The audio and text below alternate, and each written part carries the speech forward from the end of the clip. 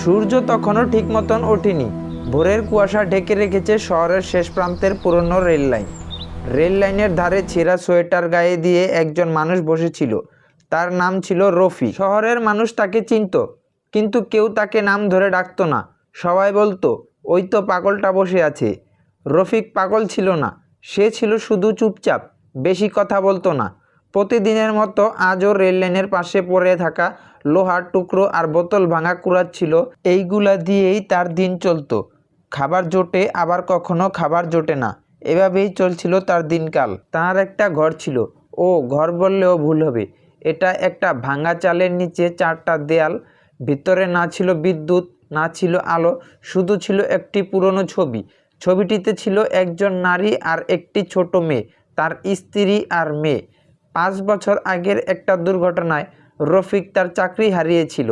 এরপর অসুস্থতা, ঋণ, অপমান সব মিলিয়ে তার স্ত্রী একদিন বলল, আমি আর পারছি না, মেয়েকে নিয়ে আমি চলে যাব আমার বাবার বাড়িতে। তারপর তার মেয়েকে নিয়ে সে চলে গেল তার বাবার বাড়িতে। সেই দিনের পরের থেকে রফিক শুধু বেঁচে ছিল, জীবনযাপন করছিল না। সেদিন সকালবেলা রেল লাইনের পাশে হঠাৎ একটা কালো ব্যাগ দেখতে পেল। অদ্ভুতভাবে পরিষ্কার, চারিপাশে শুধু ধুলো, কিন্তু ব্যাগে এক ফোঁটাও দাগ নেই। রফিক প্রথমে ব্যাগটা কাছে টেনে নিল। তার হঠাৎ মনে পড়ল যে শহরের ফেলে যাওয়া জিনিস কখনো ভালো হয় না, ভালো কিছুর ইঙ্গিত দেয় না। তারপরে ভয়ে ভয়ে রফিক ব্যাগটা কাছে টেনে নিল।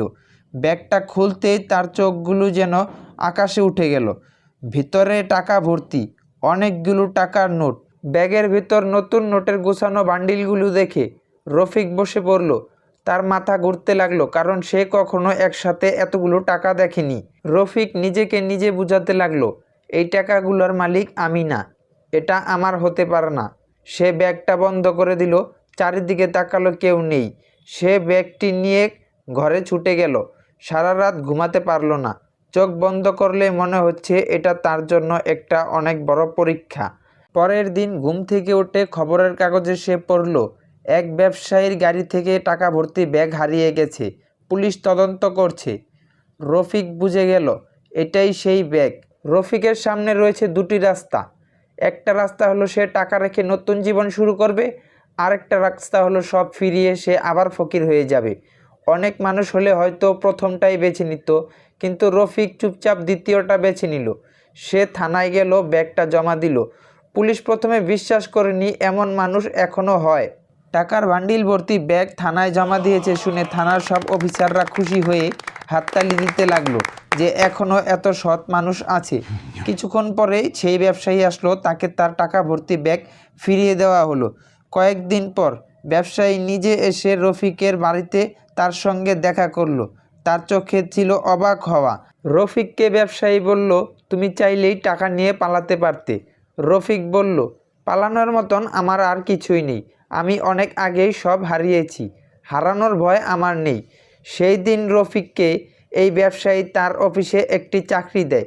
তার একটি গুদাউন আছে, গুদাউনের হিসাব রক্ষক হিসাবে। বেতন খুব একটা বেশি না, কিন্তু চাকরিটি খুবই সম্মানের। তারপরে মাসের পরে মাস কাটতে লাগলো। রফিক বদলাতে লাগলো, চুল কাটলো, ভালো কাপড় পরলো। হঠাৎ একদিন অফিস থেকে ফেরার পথে সে দেখতে পেল কে যেন তাকে একটা ডাকছে।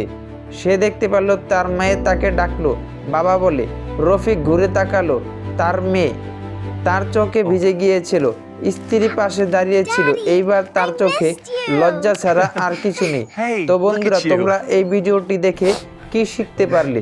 যদি কেউ সৎ আর ভালো হয় তাহলে তার ভবিষ্যৎ অবশ্যই বদলে যাবে, যেমন রফিকের বদলে গিয়েছিল। রফিক রাস্তা থেকে আজ বড় এক ব্যবসায়ী, নামকরা ব্যবসায়ী। তার এখন টাকা পয়সা, বাড়ি গাড়ি সবই আছে। বন্ধুরা, আরো সুন্দর সুন্দর ভিডিওগুলো পেতে আমাদের চ্যানেলটি সাবস্ক্রাইব করে রাখুন। আর ভিডিওটি ভালো লেগে থাকলে একটি লাইক দিয়ে দাও।